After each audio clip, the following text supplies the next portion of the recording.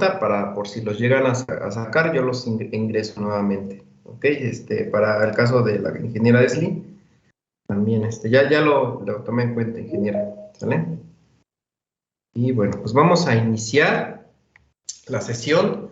La clase pasada, pues prácticamente es indicarles cuáles son los esfuerzos que se podrían presentar en una flecha o en un árbol de transmisión de potencia mecánica. Vean que son esfuerzos que ustedes analizaron en vigas pues sometidas a flexión y también en barras, ingenieros, sometidos a torsión.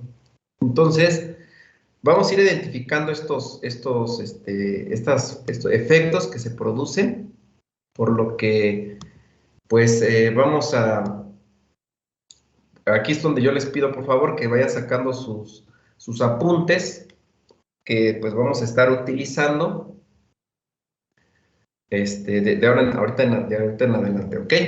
Bueno, entonces ya una vez ubicado que pues en una flecha árbol de transmisión se presentan esfuerzos por flexión y se presentan de una manera como lo está mostrando la figura que tienen aquí en la parte inferior izquierda, que también los esfuerzos cortantes verticales se presentan como lo están viendo los valores máximos, como están viendo en esta figura, y que los esfuerzos de torsión, porque estamos haciendo girar la pieza, se presentan como la tercera figura en la parte inferior. Ingenieros, estos esfuerzos hasta el momento los hemos analizado de manera estática, ¿sale?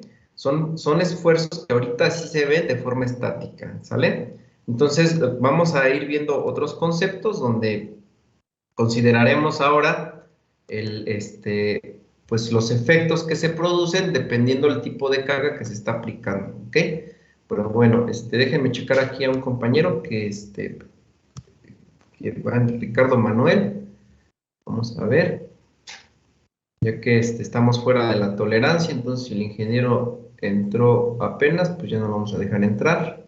Exactamente, entró después de la tolerancia, pues ya no entra. Ok. Entonces ya lamentablemente el ingeniero pues lo vamos a rechazar porque ya se pasó de tolerancia. Bueno, vamos a iniciar, ingenieros, con los siguientes conceptos que nos faltan. Entonces, otro punto importante es que quiero que entre sus apuntes que ustedes tienen y las investigaciones y las tareas que han hecho, que pues vayan ustedes haciendo un formulario donde pues tengan la expresión matemática de cómo calcular este esfuerzo por flexión normal, de cómo calcular este esfuerzo cortante vertical de una sección circular maciza y cómo calcular el esfuerzo cortante debido a la torsión. Ahí es donde les estoy pidiendo, por eso son importantes las tareas, para que no aquí no perdamos mucho tiempo. ¿Ok? Y bueno, nos vamos a ir con un concepto que es el esfuerzo normal de diseño. Quiero que alguno de ustedes me diga qué entienden por el esfuerzo de diseño. Para empezar, por el esfuerzo de diseño. ¿Qué entienden por un esfuerzo de diseño, ingenieros? El que, bueno, como un esfuerzo que está, digamos que predeterminado, o sea, de acuerdo al diseño, o sea, cuando ya está, digamos que en físico ya aparecen otros factores, que influyen, bueno, otro tipo de esfuerzos y el esfuerzo de diseño es el que ya está contemplado. ¿Eso está contemplado? El esfuerzo de diseño es el que vamos a usar para poder seleccionar el material, ¿no? Ese es lo que lo que, pues, prácticamente para eso usamos el esfuerzo de diseño. ¿Y qué es el esfuerzo de diseño? Pues es el valor seguro que nos va a servir, el valor seguro de esfuerzo que nos va a servir como referencia para nosotros seleccionar un material. Los esfuerzos de diseño, para empezar, pues dependiendo del tipo de carga, pues hay varios tipos. Es el esfuerzo de diseño normal o el esfuerzo de diseño al cortante. El esfuerzo de diseño surge de los principios que ustedes hicieron de la prueba de tensión, ingenieros, o sea, para poder entender un poquito mejor este concepto. Cuando ustedes fueron o en la clase de ciencias de los materiales, les debieron haber enseñado la prueba destructiva por tensión. Tomaban una probeta, como la que están viendo aquí en pantalla, la sometían a cargas axiales de tensión o compresión, La probeta de compresión es diferente, obviamente, es para tensión. Y dependiendo del material que analizaron, si el material era dúctil, la gráfica que ustedes formaban con los resultados del comportamiento del material era muy parecida a esta gráfica que está ahorita subrayada. Cuando el material era frágil, pues la gráfica era más como la segunda que ven ahí, ¿sale? Entonces, de esa prueba, ingenieros, ustedes se dieron cuenta que, pues, en la gráfica, que ustedes incrementaban el esfuerzo en la pieza, en ese material, y presentaba esta forma que ustedes ven aquí, estas curvas, ¿no? En esas curvas analizaban dos puntos muy importantes. ¿Me quieren recordar cuáles eran esos puntos importantes?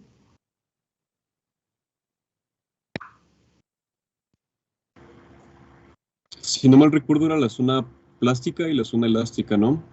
Eh, bueno, esas son zonas, pero yo les pregunto puntos. Sí, también, obviamente, después de esos puntos que les estoy indicando, existen esas zonas que también pues son importantes tomarlas en cuenta, pero los puntos importantes, inclusive esos puntos empezaban a definir esas zonas. El punto de fatiga, bueno, de quiebre, donde ya no podía regresar como a su forma original. No me acuerdo cómo se llamaba. Ah, pero ajá, es que lo que quiero aquí es ver cómo, cómo se llaman esos puntos, porque le pusieron nombres. Era el punto de fluencia Exactamente. y el Es el punto de fluencia y el punto donde ocurre la ruptura, ¿sale? A esos puntos de fluencia, pues prácticamente el punto de fluencia, pues este punto que ahorita les estoy marcando con un tachecito, y el punto de ruptura, pues prácticamente aparente, pues es el que estamos ahorita aquí mostrándoles, ¿no? Vean, en esos puntos, si nosotros analizábamos la capacidad, o sea, para empezar, la gráfica, pues es una gráfica que se le conoce como esfuerzo de formación unitaria, donde en el eje de las Y es el valor de esfuerzo aplicado y el eje de las X es la deformación unitaria, pues prácticamente en unas dimensiones, para empezar, microscópicas, ¿no? Entonces, el esfuerzo de fluencia les representaba el nivel de esfuerzo donde el material, pues prácticamente, cuando se le presentaba un esfuerzo, pues las deformaciones podrían llegar a regresar hasta su posición original, ¿sí? Las deformaciones en ese punto, la verdad, no se veían, o sea, visualmente el ojo humano pues no las podía ver, fue lo que inclusive les debió haber aclarado el profesor, hasta un poquito antes de esa magnitud de esfuerzo. Pues si ustedes dejaban de cargar el material, ¿qué sucedía en cuanto a sus deformaciones? podía regresar a su forma original. Regresaba a su forma original, exactamente. Eso es lo que sucedía. Entonces, al regresar a su forma original, pues ustedes se daban cuenta que ocurría una zona ahí que se le conoce como zona elástica. Y esa zona elástica, que es una curva que muestra ahí, nos indicaba el límite de proporcionalidad, que es una propiedad mecánica del material que se conoce como módulo de elasticidad. Entonces, bueno, de ahí sacaban una propiedad mecánica. El siguiente, ese punto, después de ese punto, ¿qué sucedía, ingenieros? ¿Se acuerdan? Después de la resistencia a la fluencia o cedencia, ¿qué sucedía?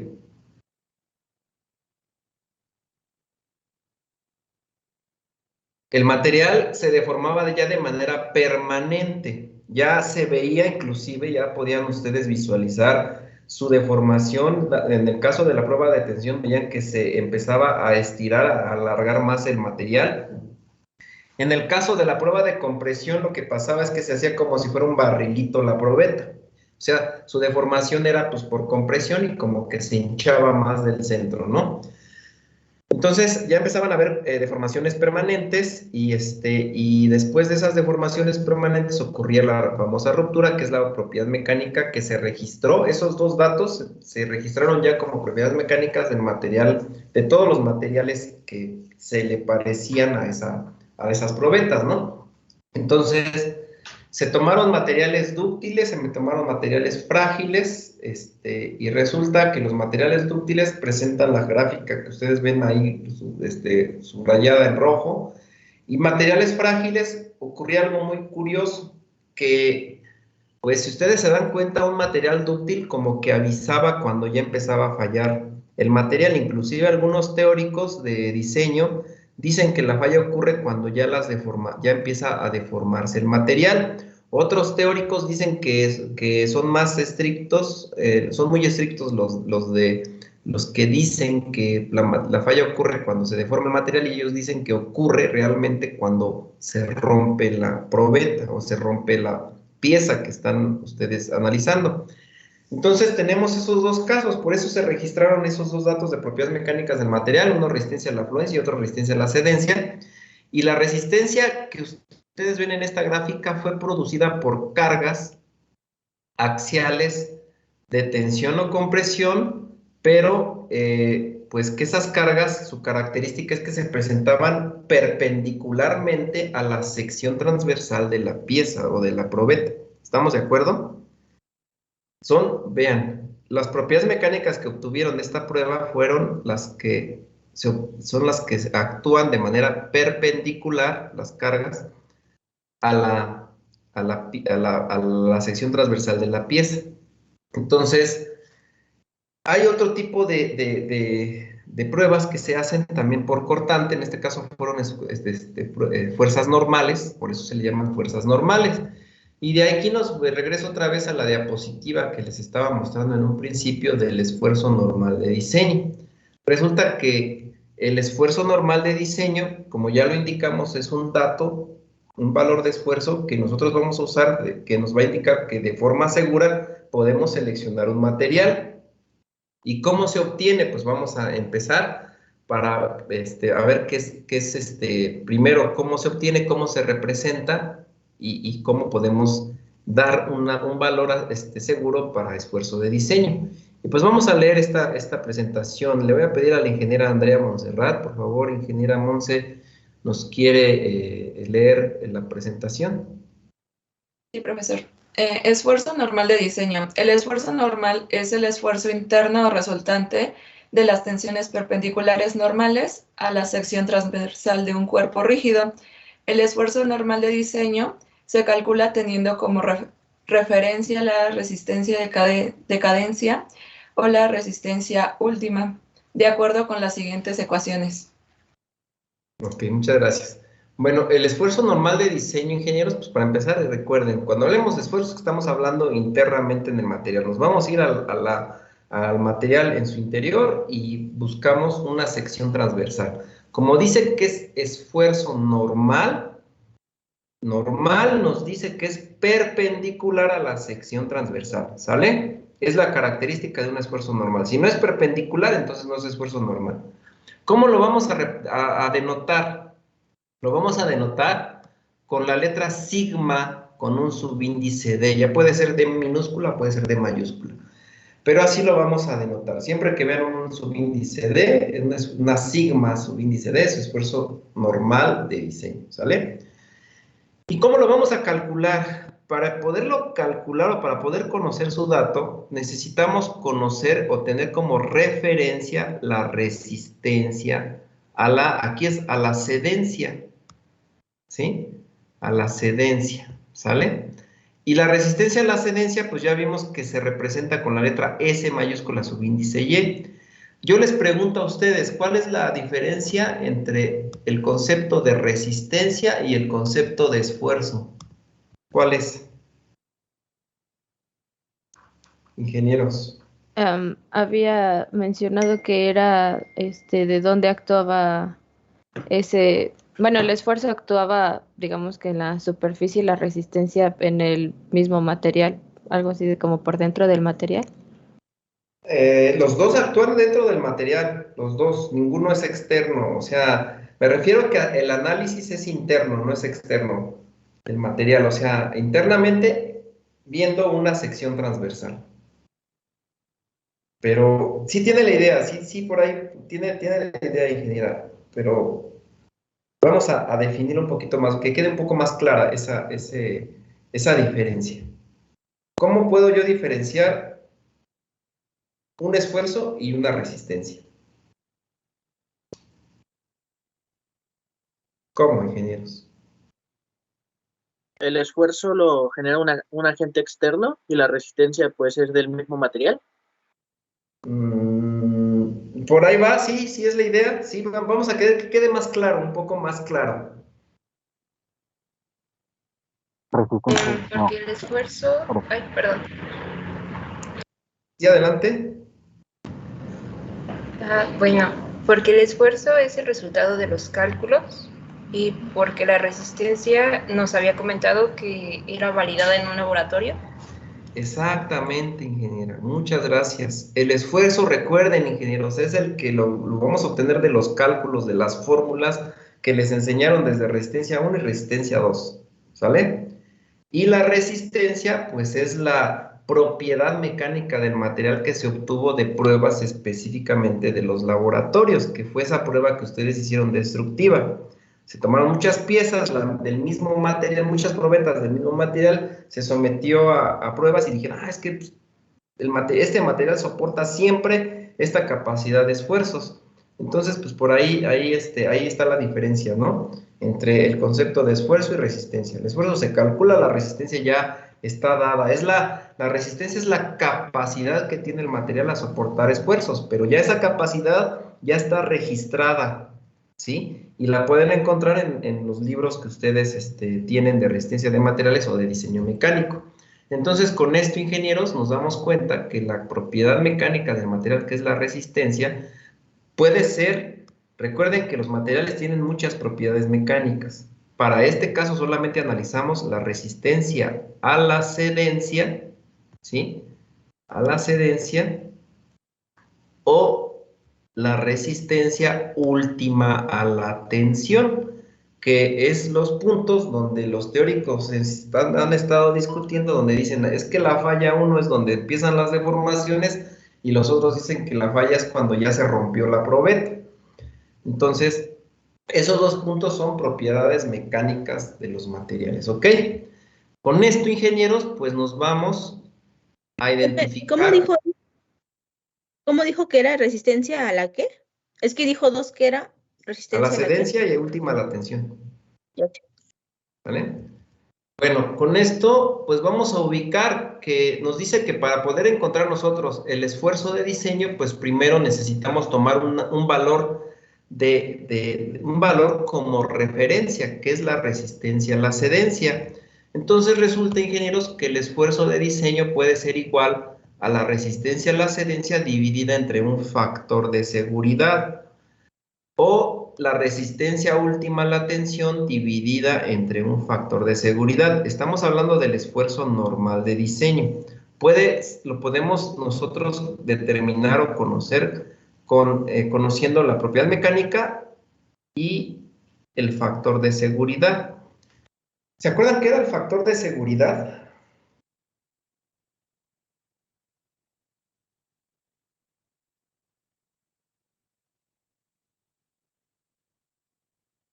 ¿Se acuerdan, ingenieros? ¿Qué es el factor de seguridad, ingenieros?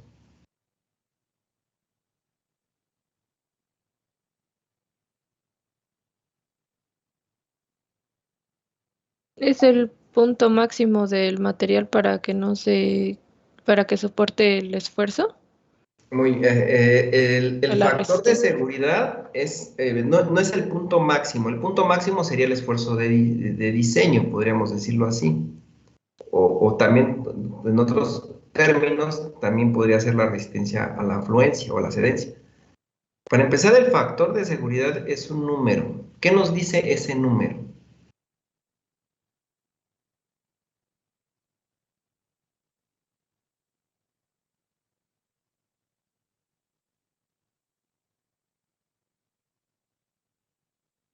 Que es un rango en el que se está deformando, pero no se va a romper.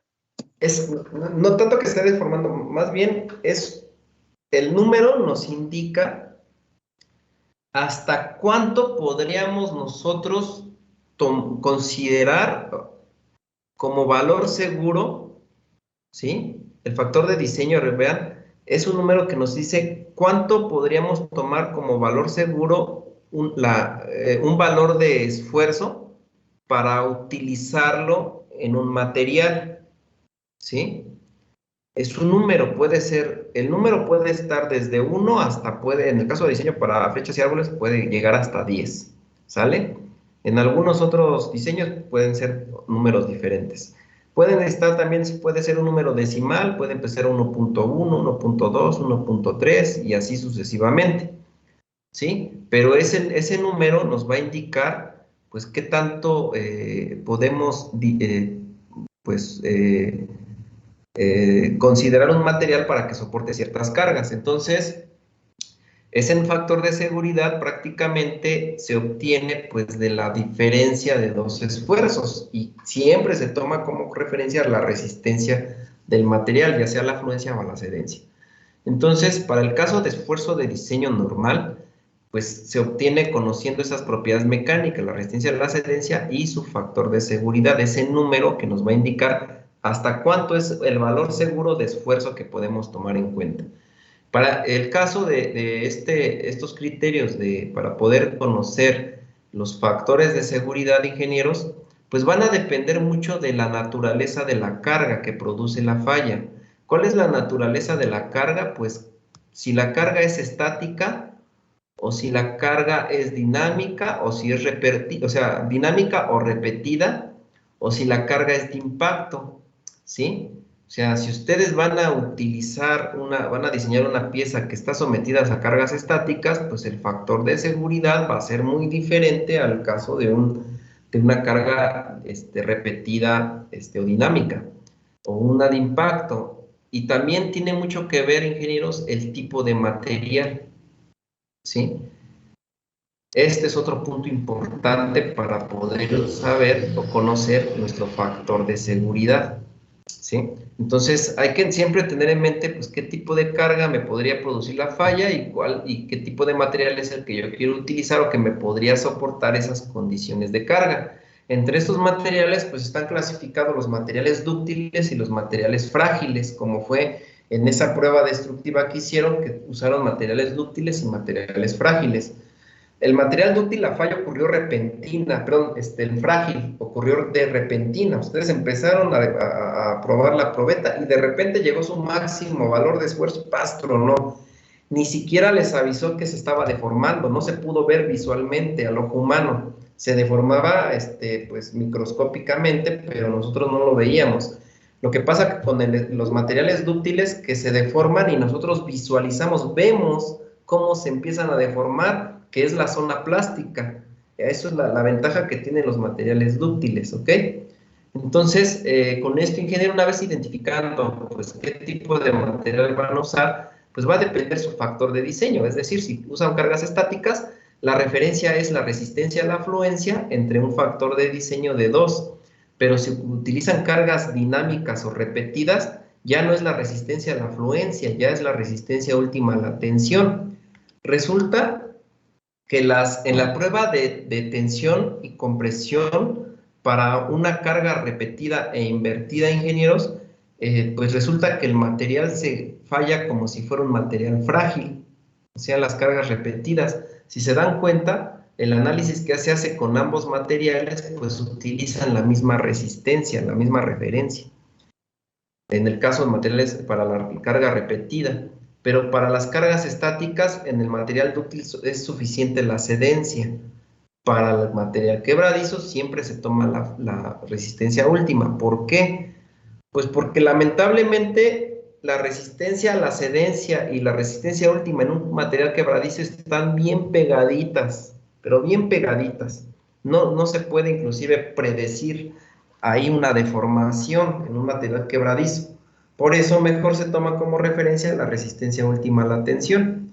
Y bueno, en la carga de impacto, pues son pura resistencia última a la tensión, porque pues por un impacto ustedes no se van a dar cuenta de la deformación, por lo repentino que es la aplicación del esfuerzo, y de la carga y del esfuerzo. Entonces, pues mejor se utiliza la resistencia última a la tensión, que es el último número de esfuerzo que pues se toma como referencia. Entonces, pues con esto vamos a identificar pues nada más el factor de diseño. Voy al siguiente caso, a los esfuerzos, pero ahora de diseño, pero cortante. Yo les quiero comentar físicamente cómo se comporta el esfuerzo cortante en el material. ¿Cómo actúa, ingenieros, ahora el esfuerzo cortante en un material? El esfuerzo normal, ya saben por qué le llaman normal. El esfuerzo cortante, ¿por qué ahora es cortante y cómo actúa? Exactamente, es paralelo a la sección transversal, exactamente, para que vayamos ubicando de qué esfuerzo estamos hablando, ¿no? Entonces, el esfuerzo cortante de diseño, para empezar, lo vamos a representar con la letra tau, es la letra tau, subíndice D, ingenieros, se representa así. El D, pues acuérdense que es de diseño, puede ser D mayúscula o D minúscula, no importa. Y se determina a partir de la resistencia también de la cedencia, pero al corte, vean que ya no es la cedencia solita, es al corte. Y se le conoce a esa resistencia a la cedencia al corte, se le conoce como S subíndice YS. ¿Ya vieron? Vean la diferencia, ingenieros. ¿Cómo es esta fórmula? ¿Qué diferencia tiene de la primera que tenemos? Que esta fórmula ya no tiene SY solita, tiene una S. ¿Saben qué significa esta S, ingenieros? Última en el subíndice. ¿Saben qué significa?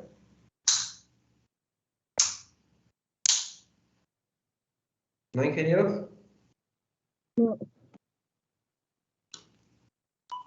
Esa S significa que la prueba, esta es una propiedad mecánica muy parecida a la resistencia a la afluencia. Recuerden, la resistencia a la afluencia es una propiedad mecánica. Cuando ustedes ven SY solita sin la otra S, es porque la resistencia a la afluencia que están tomando en cuenta es producida por un esfuerzo normal. Pero cuando vean que tiene una S, como es en esta fórmula, es porque la resistencia a la afluencia es producida por un esfuerzo cortante. Y el valor no es el mismo que el esfuerzo normal. ¿Sí?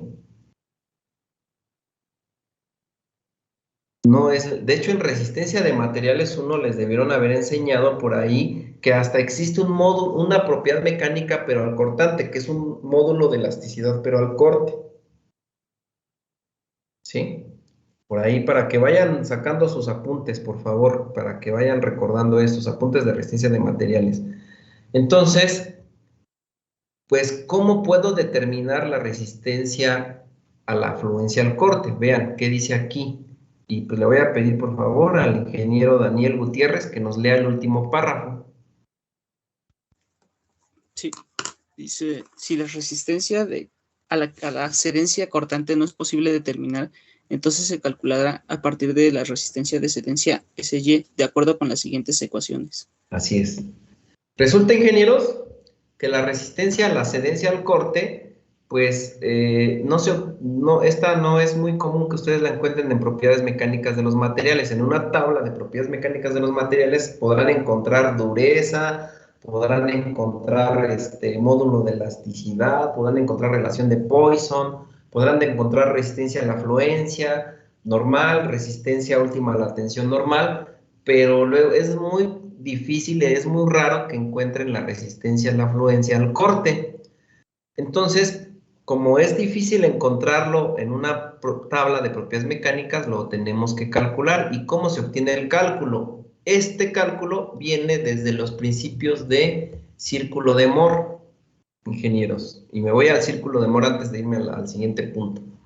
Resulta que cuando ustedes analizaban círculo de Moore, ingenieros, en círculo de Moore les daban una partícula, ¿no? les decían, quiero que me calculen una partícula, por decir esta que está aquí,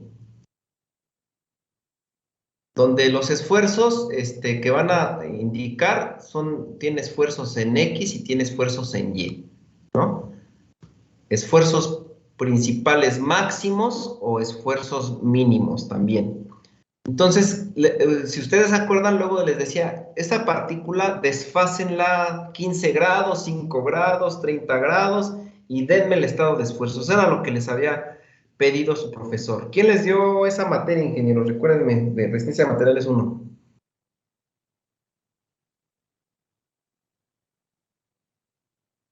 ¿Quién les dio la materia, ingenieros?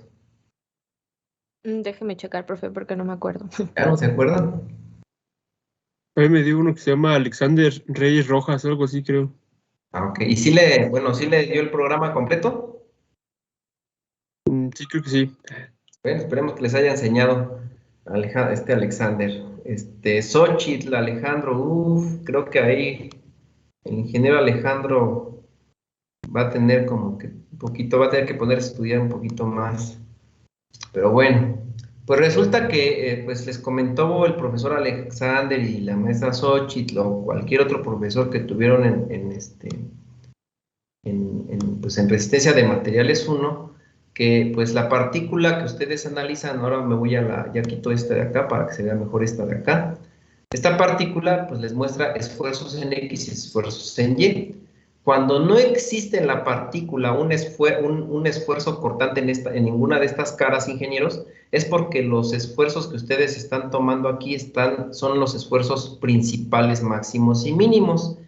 Y el círculo que representa los esfuerzos principales, máximos y mínimos es este círculo donde en el eje de las X, si ustedes se acuerdan, se representaban todos los esfuerzos normales. Todos, ingenieros, todos.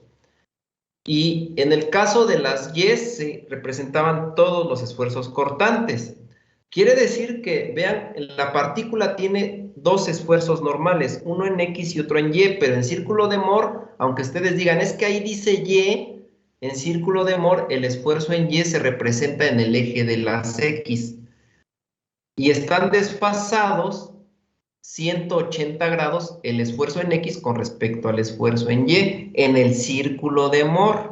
Porque en la partícula, ¿cuánto están desfasados esos dos esfuerzos, ingenieros? Vean, ¿cuánto es el ángulo? Ingeniero Pablo Giovanni. 90.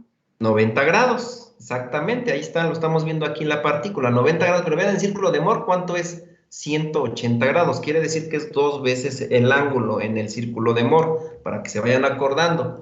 Entonces, este sigma X está representado como X1 aquí, este sigma Y que está acá es el X2 que está acá, es sigma Y, ¿sale? Entonces, bueno, aquí resulta que en esta partícula que les estoy mostrando, dice que sigma Y vale 0, por eso está aquí en el plano de coordenadas, pues está partiendo de 0, pero hay veces que tiene un valor como es el círculo de acá arriba, pues X1 tiene un valor, X2 tiene otro valor. El 0 pues está aquí en el centro, ¿no? En este caso del círculo. Entonces, bueno, estos planos principales, vean que están de forma horizontal.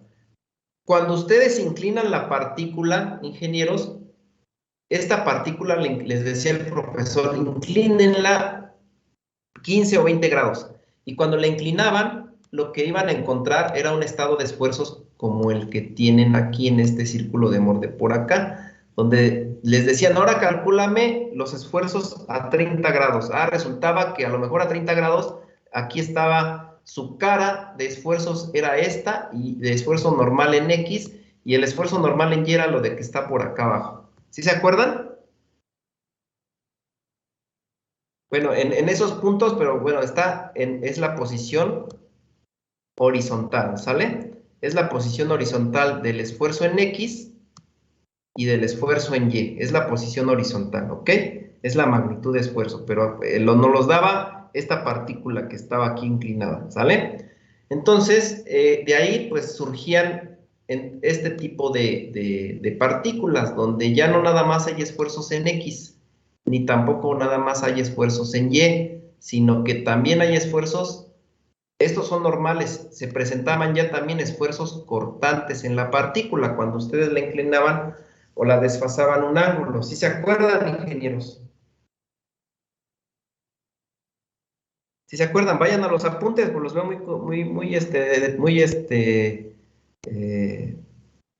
pues muy callados. Ahora, yo le voy a preguntar al ingeniero Irán Benjail. Ingeniero Irán, Sí, profe. si yo esta partícula que ves acá al lado la inclino, la de abajo, esta de aquí abajo que está aquí, la inclino o la desfaso y la estudio en el círculo de Moore, cuando estos esfuerzos ahora están a 45 grados, ve, aquí estoy en esta partícula y la voy a inclinar 45 grados. ¿Qué va a pasar con el estado de estos esfuerzos a los 45 grados? Acá tengo el esfuerzo en X y acá está en Y, pero ahora está inclinada. ¿Qué más va a pasar aquí, ingenieros? Vamos a poner esfuerzo en X' y arriba es Y', porque ya la desfasamos.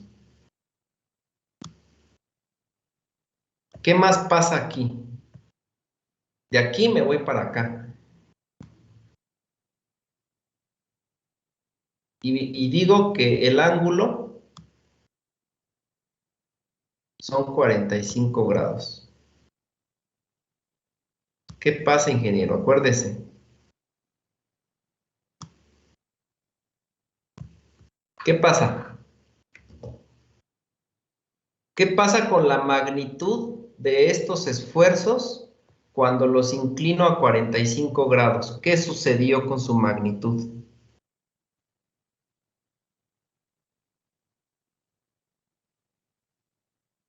¿Se acuerda, Irán? No, profe, ya tiene que cursar la materia. No me acuerdo mucho. ¿Y no trae los apuntes? Porque les dije yo desde que empezó este tema que sacaran sus apuntes de resistencia de materiales. Sí, Era sí los para que tengo. estuvieran a un lado. Pero es que ya tiene que cursar la materia. ¿Y qué está haciendo entonces, ingeniero, ahorita? No está poniendo atención a la clase. No, sí. Está haciendo otras cosas.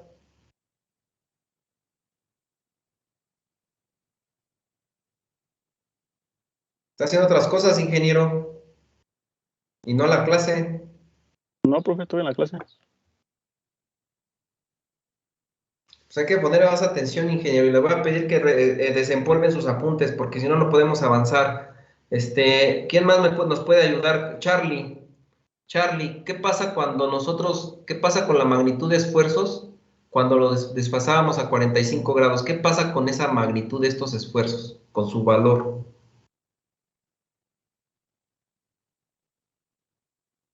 No me acuerdo si se reducía, profesor. Se reducen, ingeniero.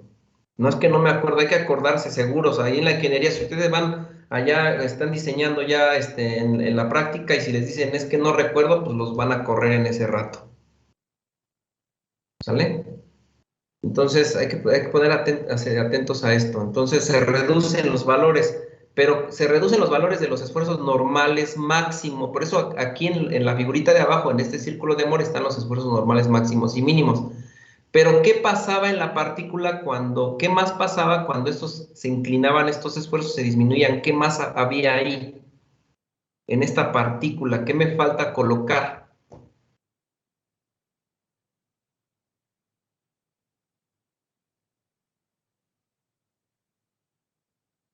Sí, sí, en el círculo de Moore, si yo desfaso, por decir aquí 45 grados, realmente en círculo de Moore lo estoy desfasando 90 grados, porque es 2 veces el ángulo. En círculo de Moore, ese desfasamiento, vean aquí en esta figurita que está acá arriba, 90 grados.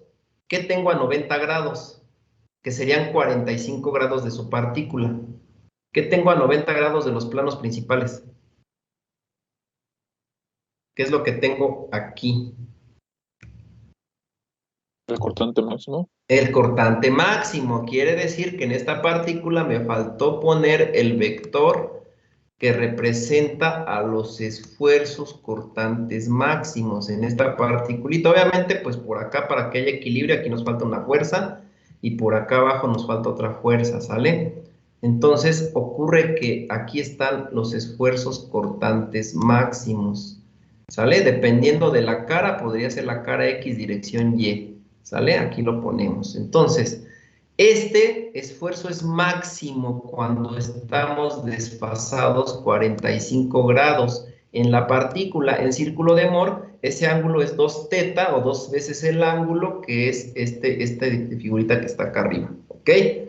Ahora, en magnitud, ingenieros, en magnitud, el esfuerzo cortante máximo que en esta partícula calculaban, ¿cómo era con respecto a el esfuerzo, a los esfuerzos en X y en Y inclinados, en magnitud? ¿Se acuerdan?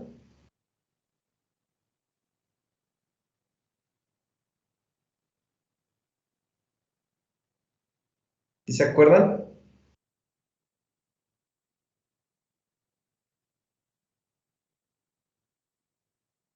¿Ya no?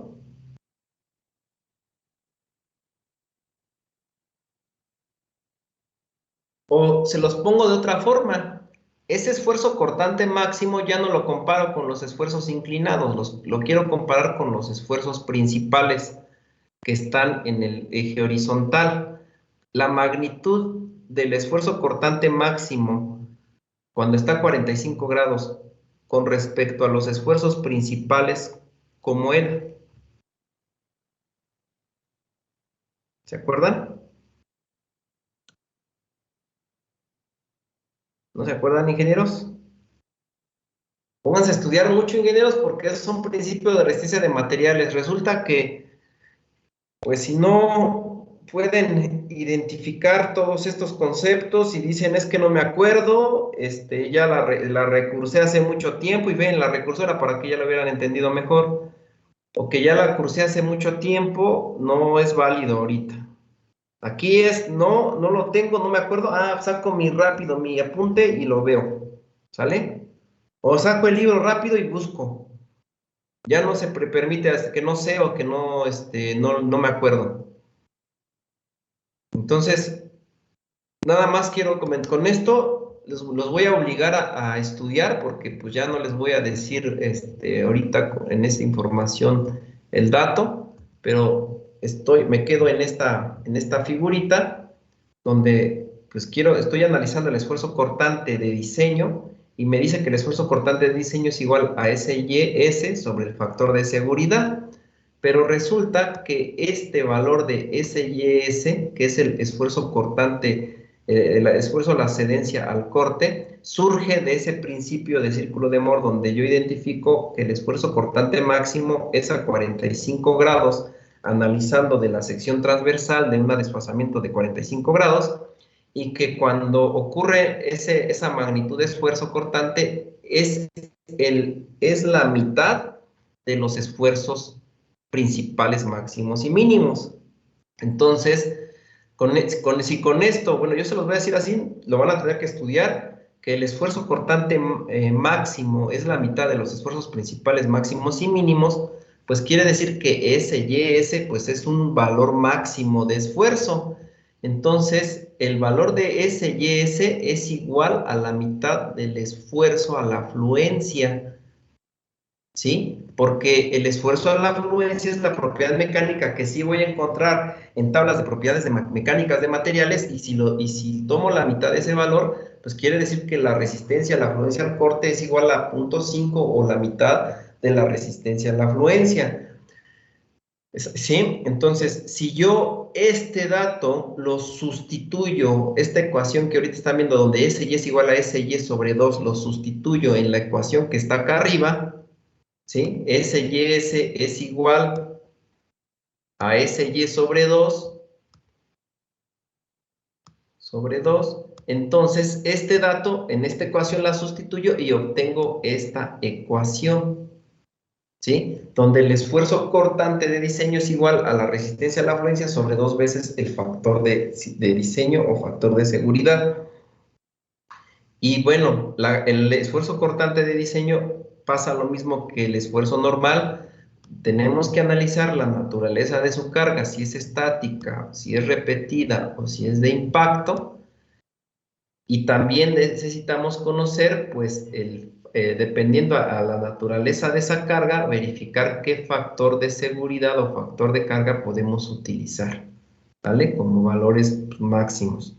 Entonces, conociendo estos conceptos, ingenieros, que vean, desde el análisis del círculo de Moore, el comportamiento de las propiedades mecánicas de los materiales, pues me voy ahora sí que a las figuritas que teníamos acá arriba, ¿sí? Y vamos a analizar el siguiente punto, ¿sale? Los esfuerzos que yo voy a calcular con las fórmulas que ustedes conocieron de resistencia de materiales son esfuerzos calculados, no esfuerzos de trabajo. El esfuerzo de diseño, pues, es el valor mínimo de esfuerzo que puedo utilizar como referencia para poder seleccionar un material. Pero vamos a ver ahora el siguiente punto, porque todos son valores estáticos. Y yo les voy a presentar ahorita cuando un esfuerzo es dinámico. Entonces, lo vamos a ver en la primer figura que tenemos a la flexión. Vamos con los esfuerzos normales por flexión en una viga. Habíamos visto que el esfuerzo normal por flexión en una viga es el valor máximo, que es el que ustedes pueden ver en círculo de Moore como plano principal. El valor máximo está en el extremo. Internamente en la cara que están viendo ahí, si nosotros analizamos una particulita aquí, en esta cara, el máximo se encuentra casi en la fibra más alejada con respecto al eje neutro, ¿sí? Ese es el valor máximo. ¿Qué pasa con ese esfuerzo mientras más me acerco al nivel del eje neutro, ingenieros, o del centroide? ¿Qué pasa con ese valor de esfuerzo en su magnitud? ¿Qué pasa? Está disminuyendo. Disminuye, exactamente. El esfuerzo de tensión disminuye, el esfuerzo de compresión disminuye mientras me acerco al eje neutro o al centroide de la sección transversal. Ahora, esto es de forma estática y así va a permanecer si lo analizamos estáticamente. Pero resulta que como yo le voy a aplicar un par de torsión a una cierta velocidad, esta pieza yo la voy a girar a una velocidad angular, ¿sí? Y si yo veo esta particulita que ahorita les puse aquí, que voy a analizar, vamos a poner que esa partícula es el punto A, y acá abajo le pongo la partícula que está aquí en este otro extremo que le ponemos B, si quieren así les ponemos de nombre, ¿sí? Cuando yo gire la pieza, la partícula en A ya no va a estar ahí, va a estar a lo mejor aquí, vean, en este punto. Y después esa partícula va a estar por acá. Y después va a llegar a esta zona. ¿Sale? Si decimos que este esfuerzo sigma T o sigma C, que podría analizarlo aquí, sigma C, o acá, o aquí, a la altura del eje neutro, pues este sigma C, ingenieros, este sigma T, perdón, el punto A, cuando yo lo gire y lo llegue al eje, aquí a esta altura, ¿cuánto va a valer? Cuando llegue a esta altura, ingenieros, aquí en este punto, ¿cuánto va a valer? ¿Cuánto vale?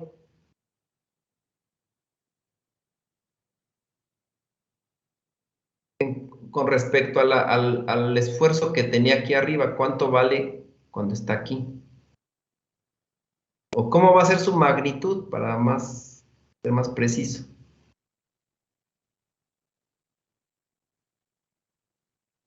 ¿Va a ser igual? Ok. Entonces, quiere decir que si yo analizo una partícula en esta zona, me dice que el esfuerzo es el mismo que está aquí.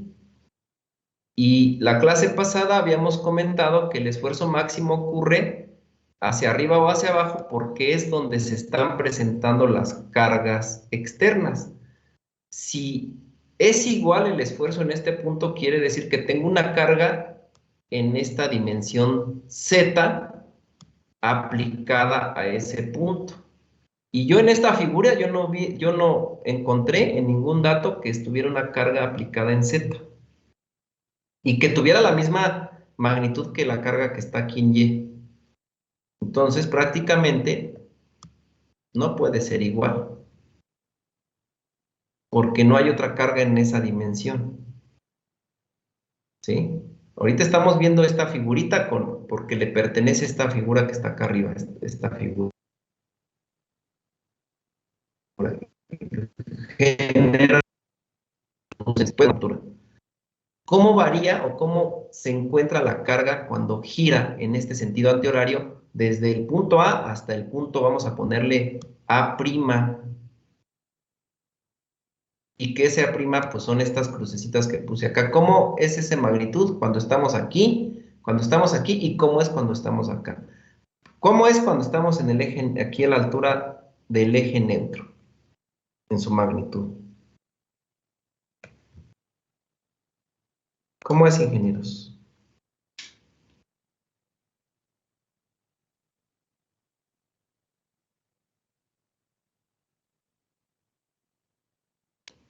¿Cómo es, ingenieros?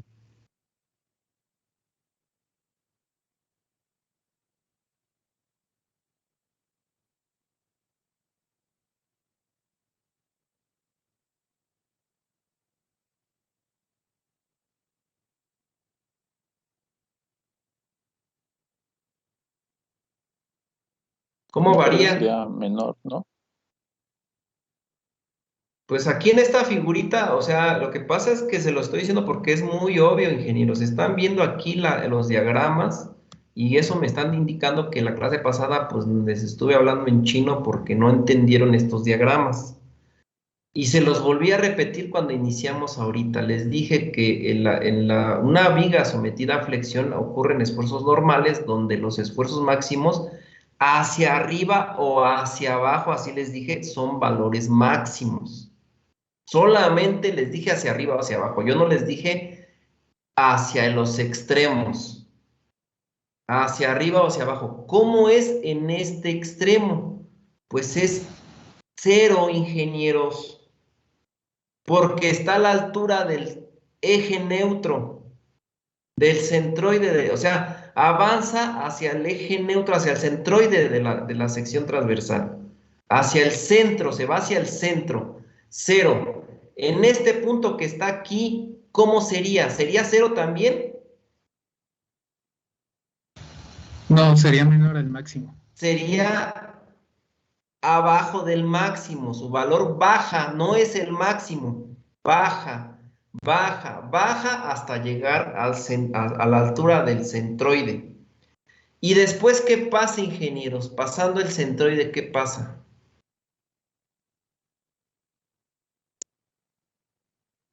Aumenta, pero ¿qué pasa con el esfuerzo después del centroide? Aumenta y cambia de dirección. Cambia de dirección. Primero estaba en su máximo de tensión hasta llegar a un valor de tensión menor, mínimo 0, y después cambia de tensión a compresión, aumenta hasta llegar al punto B a su máximo. El mismo punto A lo estoy analizando y me doy cuenta que da giros, y esos giros, ese mismo punto está sometido a esfuerzos máximos, se baja al valor mínimo a 0 y luego se convierte en tensión-compresión. Y luego, ¿qué pasa después de la compresión, ingenieros? ¿Qué pasa después? Después de que pasa el punto máximo de compresión? ¿Qué sucede con su magnitud de compresión? Cuando gira, sigue girando aquí. Disminuir hasta llegar a la altura del centroide y se convierte en 0. Y luego, ¿qué pasa después de eso? Sigue girando, ¿y qué pasa? Aumenta y cambia de dirección. vuelve a cambiar de esfuerzo de 0 a un valor de tensión, y imagínense que esos giros los da miles da muchos en un segundo. Quiere decir que los esfuerzos de tensión y compresión del punto A que está girando el punto A en todos los sentidos, y ahora imagínense, yo nada más les puse el punto A, pero se refiere a todos los puntos que tiene la periferia de este diagrama.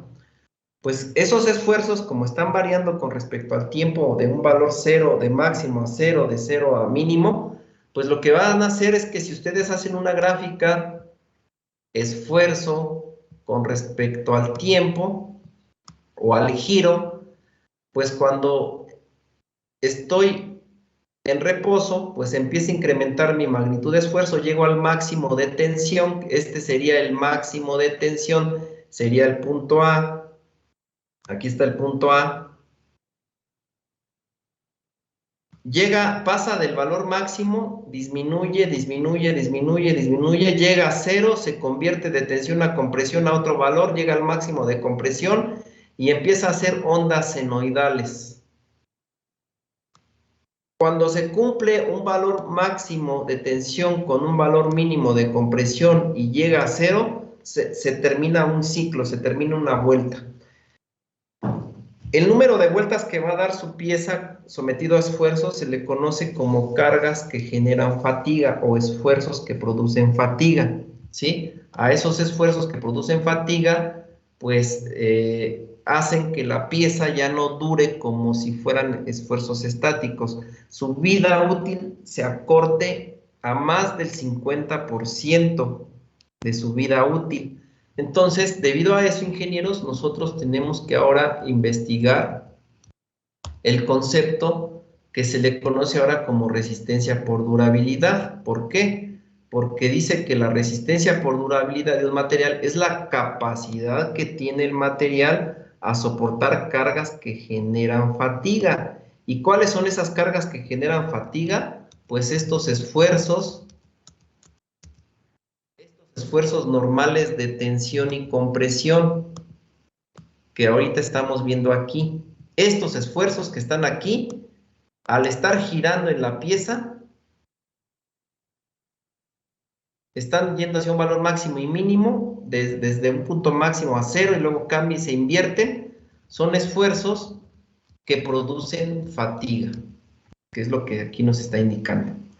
Y dice, siendo el nivel de tensión o el nivel de esfuerzos que un material puede resistir para un número específico de esfuerzos. O sea, la resistencia a la fatiga es la capacidad máxima que tiene el material a soportar esas cargas por fatiga. ¿Sale? Eso es lo que tiene la resistencia a la fatiga. Pero viene un concepto diferente ahora. Habla que pues son cargas que están sometidas a un número específico de ciclos o de vueltas. ¿Sale? La pieza está dando vueltas y debido a esas vueltas las cargas disminuyen y se incrementan. Y ese número de ciclos de esfuerzos puede ser infinito.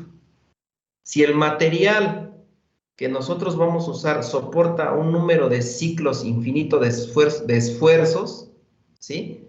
Pues el material va a soportar o va a tener como propiedad mecánica un límite de durabilidad o un límite de fatiga. Si el material no lo soporta, entonces pues nosotros no podemos usarlo para la pieza que ahorita queremos diseñar, flechas y árboles de transmisión de potencia mecánica. ¿Ok? Entonces, para que vayan ubicando estos conceptos, ahora a las propiedades mecánicas que ustedes conocen de los materiales, como lo es dureza, lo que es módulo de elasticidad, lo que es resistencia última a la tensión, resistencia a la fluencia, reducción de área, etcétera.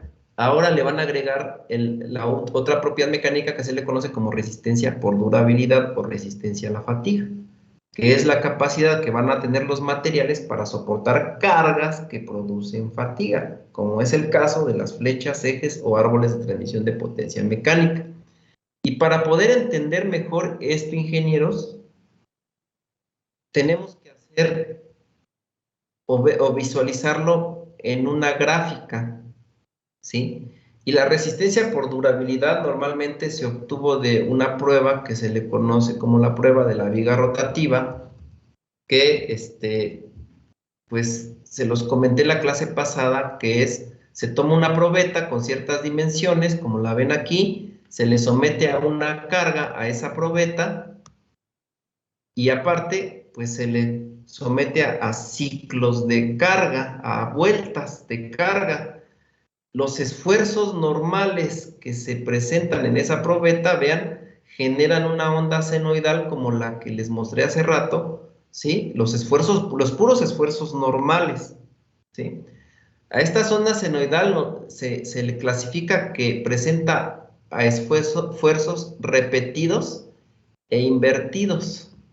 ¿Por qué repetidos e invertidos? Porque el mismo valor de esfuerzo normal que tenemos de tensión tiene la misma magnitud, pero a compresión, ¿sí? Son los mismos. Y son repetidos e invertidos porque es la misma magnitud, se mantienen los esfuerzos máximos, se siguen manteniendo al número de ciclos que ustedes quisieran ponerle, 1.000.000 de vueltas, 10 millones de vueltas, ¿ok?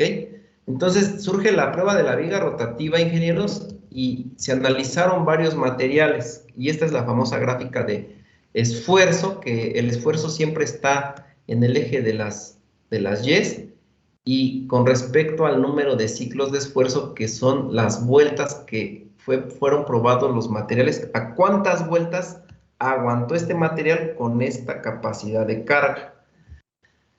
Vean, se tomó en cuenta que los aluminios, ingenieros,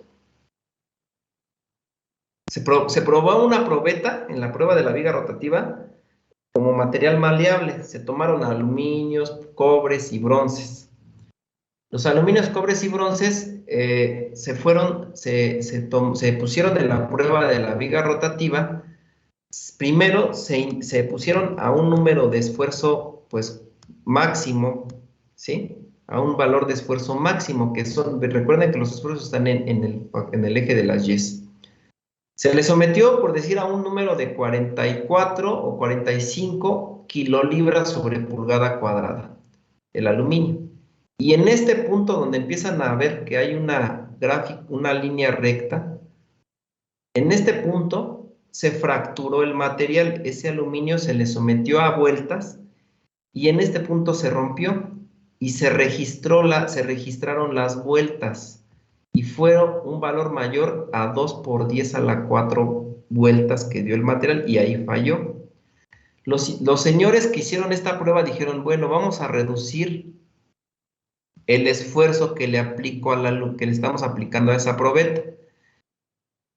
Se redujeron el esfuerzo, lo sometieron a ciclos de esfuerzo, vean, a 2 por 10, aguantó un valor mayor de 5 por 10 a la 4, aguantó, lo superó, aguantó a 1 por 10 a la 5, luego se fue a 2 por 10 a la 5, aguanta el material, y vean qué pasó en este punto. ¿Qué pasó, ingenieros? ¿Qué me indica nuevamente este punto? ¿Qué me indicó? ¿Qué me indicó, ingenieros? ¿Qué me está indicando esta línea recta? ¿Qué les dije que me indicaba aquí? ¿Qué pasó ahí? ¿Qué pasó aquí? ¿Se fracturó el material? Se fracturó el material. ¿Y acá entonces qué pasó? También se fracturó Se el volvió a material. fracturar el material. Duró más vueltas, pero al final... Duró más vueltas, pero al final se fracturó. Si se dan cuenta, la línea es una línea inclinada que llegó hasta su máximo valor de 0, hasta abajo. Y se dieron cuenta que aunque le fueran bajando el valor de esfuerzo, llegaba a un punto de fractura del material, ¿sí? En los aluminios, en los bronces y en los cobres, todos los materiales maleables hacían este efecto, ingenieros, todos. ¿Qué hacen estas personas? Dijeron, pues ahora vamos a analizar los materiales, los aceros. Para empezar, aceros clasificados como dúctiles que se formaron con un tratamiento térmico. Analizaron estos aceros. ¿Por qué analizaron estos aceros? Porque son los aceros que más resistencia última a la tensión tienen, ¿sí? Entonces, los pusieron nuevamente en la prueba de la viga rotativa, les pusieron una capacidad de carga que produjo esfuerzos y se dieron cuenta que a este nivel empezó a fallar, ¿sí? Aquí hubo su primer falla. Aquí se fracturó el material a un número de esfuerzos de 5 por 10 a la 4. Dijeron estos señores, pues vamos a ver si lo reducimos, si reducimos el esfuerzo, ¿qué pasa? Entonces se dieron cuenta que el material vuelve a fallar, aguantó más vueltas, más ciclos de esfuerzo, pero volvió a fallar. ¿Sí? Volvió a fallar. Vieron los señores estos que pues ocurría lo mismo que con los aluminios, pero vean qué pasó después. Bajaron el esfuerzo, vamos a ponerle aquí 80. Vean qué pasó a 80. ¿Y qué pasó a 80, ingenieros? ¿Qué pasó a 80? Vean. ¿Falló el material? No. No falló, ¿verdad? Se fueron a un número muy grande de vueltas, a millones, pasaron del millón de revoluciones. Vean, aquí muestra 1 millón de revoluciones, 1 por 10 a la 6. Y a 1 millón de revoluciones no falló el material, a 2 millones no falló, a 5 millones no falló y a 10 millones no falló. ¿Sale? El material. Se dieron cuenta que los aceros al carbono con tratamiento térmico, por debajo de un valor de esfuerzo, no fallaban a la fatiga. Pero ellos dijeron, quiero conocer cuál es el punto donde ya empieza a fallar el material. Y se dieron cuenta que ese punto, vean lo que formaba la línea, formó un codo. Después de ese codito, el material presentó una línea recta que siempre empezaba a fallar, ¿sí?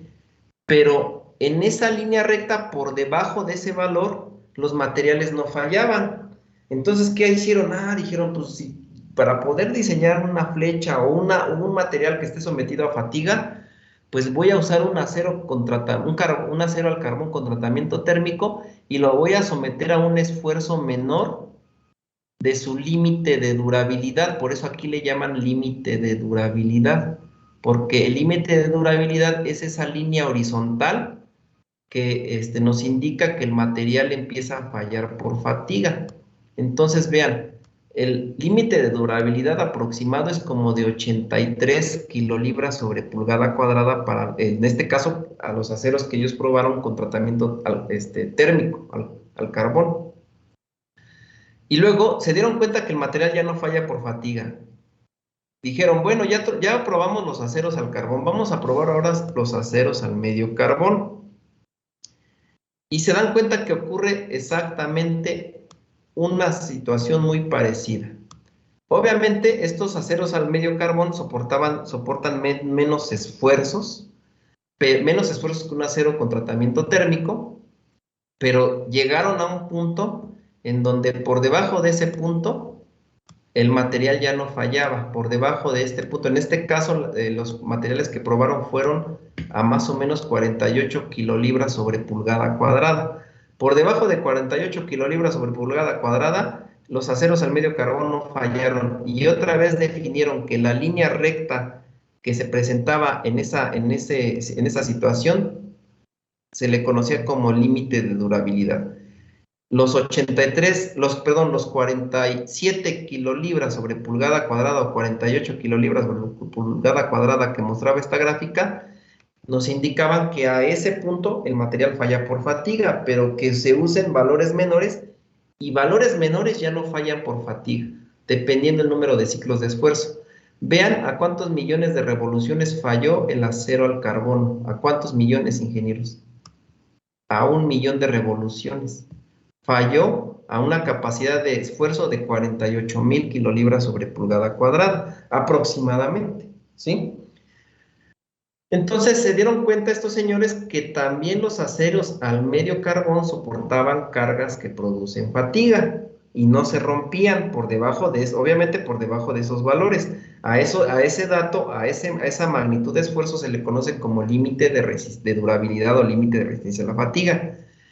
¿Qué hicieron con los hierros, ingenieros? Tomaron también los hierros y les pasó lo mismo. Vieron la sorpresa que los hierros fundidos les pasó lo mismo.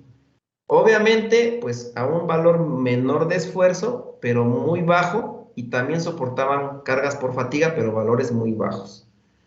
Entonces, con esta gráfica definieron las propiedades mecánicas de los materiales.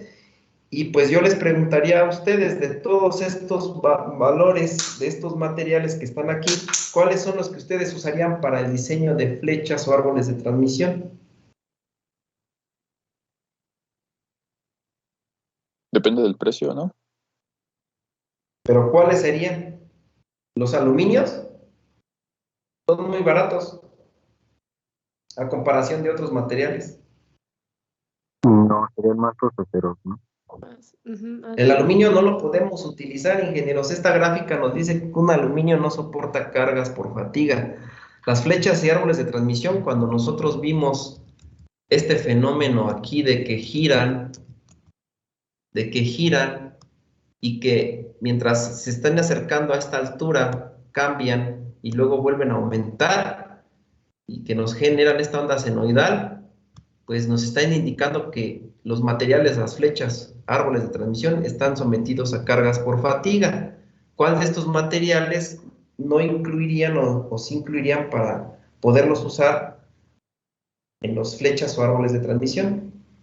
Acero. Pues los aceros que sí soportan fatiga. No todos los aceros, son solamente los aceros con tratamiento térmico al carbono, ¿sí? Que se conocen como materiales aceros dúctiles, y los aceros al medio carbono, ¿sí? A esos materiales, pues son los que van a soportarnos cargas por fatiga, ingenieros, ¿sale? Entonces, como es una propiedad mecánica, se hizo una propiedad mecánica, pues a la propiedad mecánica, pues se le va a conocer como resistencia a la fatiga o como resistencia por durabilidad, ¿sí? Es la resistencia a la fatiga o la resistencia por durabilidad. Y es la resistencia que se obtuvo de la famosísima prueba de la viga rotativa, ¿sí? Es la propiedad mecánica que se obtuvo de esta prueba, ¿vale? Entonces, con esto, ingenieros, este nuevo concepto de la resistencia a la fatiga lo van a integrar ustedes a las propiedades mecánicas de los materiales, a una lista de muchas propiedades mecánicas de los materiales, y para poderla obtener, pues nos están diciendo que de forma teórica la podemos obtener con ciertas teorías o la podemos obtener con unas gráficas que ya nos ayudan a determinarla de manera más fácil, ¿sí? Entonces, hasta aquí le vamos a dejar, ingenieros. Nada más quiero comentarles que la resistencia a la fatiga con esta gráfica resulta que una de las teorías que son muy conservadoras es una de tantas que hay, y vamos a usar nosotros. Les voy a mostrar ahorita la conservadora y la que es menos conservadora. Nos dice que para el caso de los aceros, la resistencia a la fatiga se va a representar, puede ser con S subíndice E', ¿sí? O S también, les voy a poner aquí, también se puede representar como SN, S subíndice N,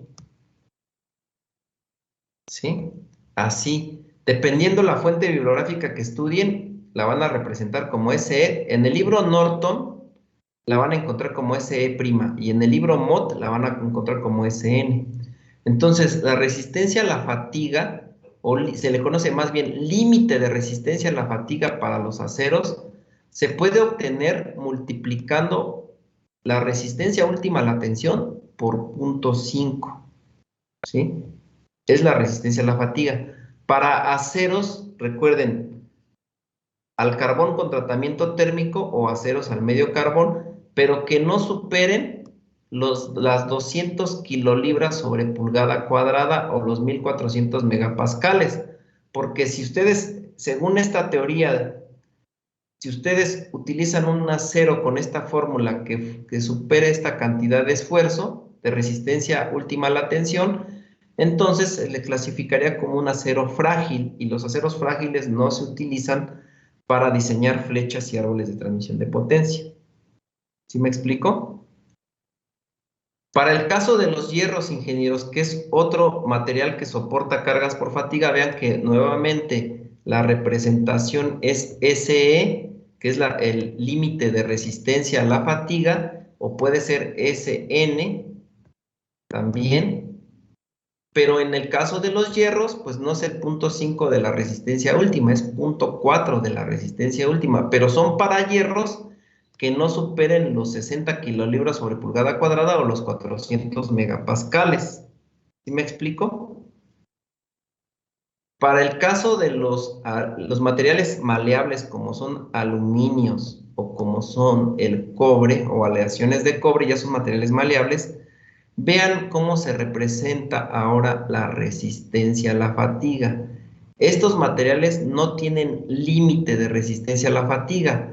Los aceros y los hierros sí tienen límite de resistencia a la fatiga. Los aluminios y los cobres no. Por eso nada más se representan como S subíndice F, resistencia a la fatiga. Y si se dan cuenta, siempre van a encontrar un numerito en esos materiales, en esa propiedad mecánica. Siempre, siempre. ¿Qué creen que significa ese numerito, ingenieros?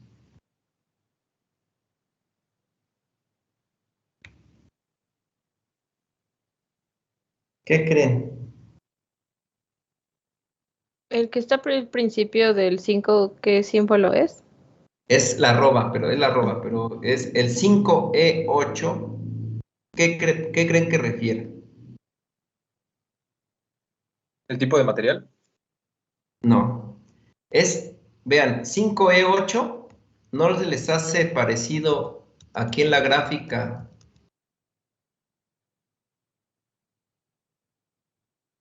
Por decir, aquí dice 5. De exponente a la 8. Exactamente. ¿Qué quiere decir 5E8 o 5 exponente a la 8? Que son millones de revoluciones, o sea, es el número de revoluciones que soporta el material y falla. Quiere decir que ese material que nosotros analizamos a un número de vueltas de 5 por 10 a la 8 va a fallar. Si ustedes calculan su resistencia a la fatiga de un aluminio, pues lo van a hacer con su resistencia última a la tensión multiplicada por 0.4, donde el material de aluminio que ustedes utilicen no debe superar los 48 kilolibras o los 330 megapascales, pero que solamente van a durar este número de vueltas, solamente. Los de arriba, ¿cuántas vueltas van a durar? ¿Cuántas vueltas van a durar estos? Los aluminios y los cobres dicen que van a durar solamente 5 por 10 a las 8, a las 8 vueltas. ¿Los demás cuánto? En la gráfica no se alcanzaba a apreciar bien, pero bastantes más, ¿no? Pues sí, un número infinito. Porque su línea es horizontal, no es inclinada. Va a durar un número infinito de vueltas. ¿Sí? Entonces, de esta manera, la teoría más básica nos ayuda a determinar el límite de resistencia a la fatiga de los materiales. Lo pueden hacer con esto, o esta es la teoría número 1, y la teoría número 2 la vamos a obtener con esta grafiquita que es más fácil. ¿Sí? Esta grafiquita nos dice que para el caso de la teoría número 1, solamente ubica para aceros. En la fórmula, para los aceros nada más es de 0.5 de su resistencia última, que era lo que nos decía, vean, la teoría número 1, ¿sí? Y que el acero no superara los 200 kPa, pero dice aquí otra nota, vean.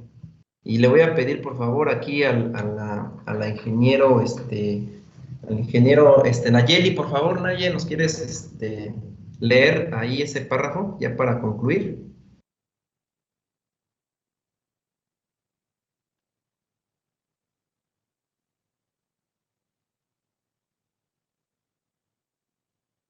Aceros forjados.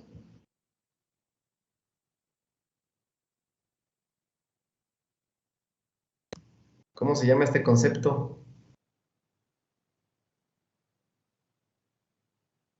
No es esfuerzo, es resistencia última, acuérdate.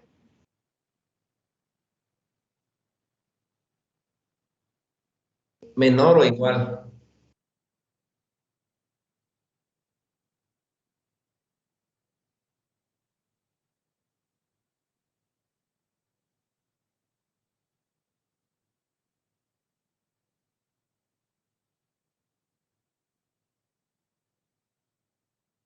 Ok, muchas gracias, ingeniero. Vean, ingeniero, la segunda teoría es, con esta gráfica que ustedes ven aquí, podemos calcular la resistencia a la fatiga para aceros forjados, pero siempre y cuando esos aceros no superen los 220 kilolibras sobre pulgada cuadrada. Esta es otra teoría, porque es menos conservadora que la anterior es muy ruda porque nada más se limita hasta 200 kilolibras, este se amplía un poquito más a unos aceros que son un poquito mayores, y lo podemos obtener con esta gráfica. Si ustedes conocen la resistencia a la tensión última, la tensión del material, ya sea en KSI o en megapascales, como lo tenemos acá arriba, si ustedes conocen su resistencia, para conocer la resistencia a la fatiga, que son estos datos que están aquí a los lados, en el eje de las Y's, ya sea en KSI o en megapascales, pues simplemente con estos datos ubicar en qué curva van a terminar su pieza. Ustedes me dicen, la barra con la que van a diseñar su flecha, ¿qué le van a hacer? Nada más la van a dejar forjada, la van a rolar en caliente, la van a maquinar o la van a pulir. ¿Qué le van a hacer a esa barrita para que dé esa forma? Para que dé la forma del árbol de transmisión o flecha. ¿Qué le van a hacer, ingenieros?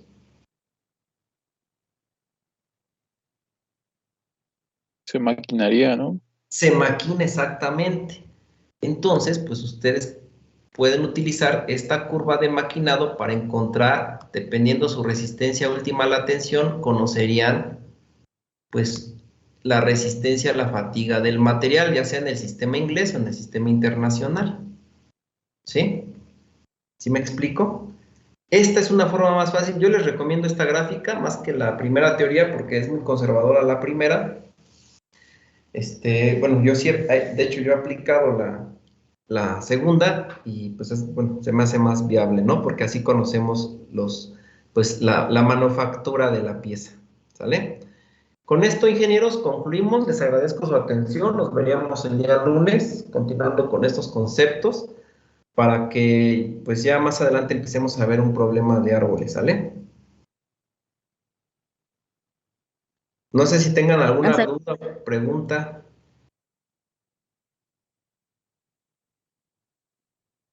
Por el momento no, profe.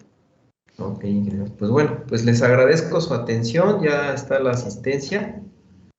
Que tengan un excelente día, un bonito fin de semana y pues nos vemos el lunes, ingenieros, ¿sale? Sean puntuales, por favor. Ya somos 27 de 35 que éramos al inicio, ya disminuyó. No sé qué pasó. ¿Qué pasó? Sí, dígame. Compañero Juan Carlos Roa me comentó que a media clase el internet se le fue y ya no pudo volverse a conectar. ¿Juan Carlos Roa? Sí, profe. Ok, déjenme tomarlo en cuenta para que no... Gracias.